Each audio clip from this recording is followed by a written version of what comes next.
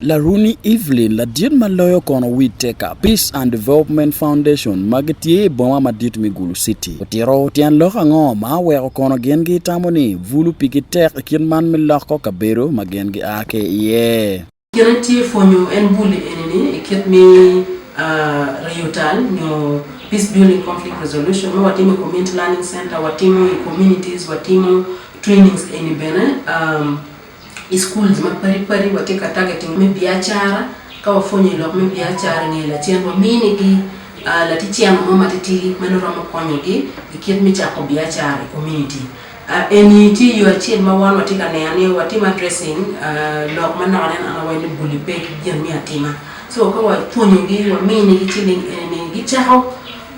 business mo manogen gi twero minene uluto okonyo gi yo chien Oto George ngarachiel matie kin jo mauno fonye man en a kono ke Gulu district ako bere kin lo tieno makono adui pa LRA o mahogi en wajo ni fonye man tie gina chiel mapira tek kin magen gi romo kere ki loko kabero ka magen gi kwo iye wan jo mo kana ma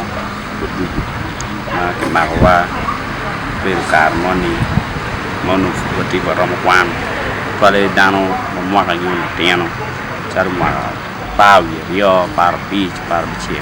madong guberu chiu no gudugu giramo meteke kwa luenye ni diogi ma ajiji nyo kitam jim mau tim maraju manone ni umio jomu kene pe unodong giramo cerka maku dano ni meteke kwa dano temeger dano share school ento trauma madano berieni umio jomu kene hobe kikar me mete ki kwanti an weho adoption ana lego ni yubunyo programs mi rubin mapod ki bot dul mama ko ting dano mapod peberu gamante kan romberu dul mapejing gamante mapod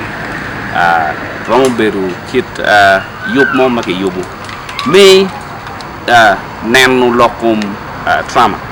Pascalina nyaga chien mabena tie kin jo malwenyo pitwer pa nyira mateka tira ilo man mi South Sudan en wajo ni gang mamegi kuno fula kwe peke makin man futie kono maudio lobo gi waro of young girls. It has caused a lot of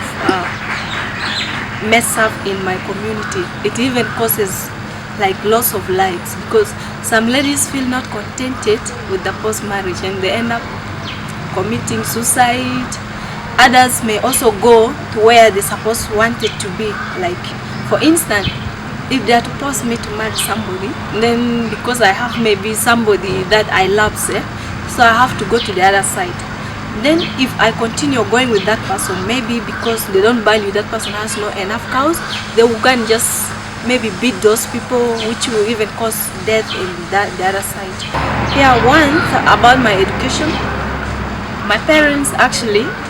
they accepted me to go for studies. But then due to the influence of the relatives, like the clans where I came from, they always talk to my parents for them to drop me out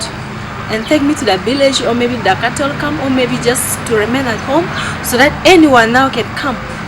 and marry me. Oran choy la fony madit ma ena ye kono berikara mimi fonye ke vuli man en tiro ni tie yo mukere mapol makeramo kono tich kere lebo man mineno ne ni fonye ke berikara kono mi ildo ne malo. Education is the basic fundamental human right that everyone has. There are a lot of out-of-school children and young people who do not have access to quality education across the world, especially in the most marginalized and vulnerable communities,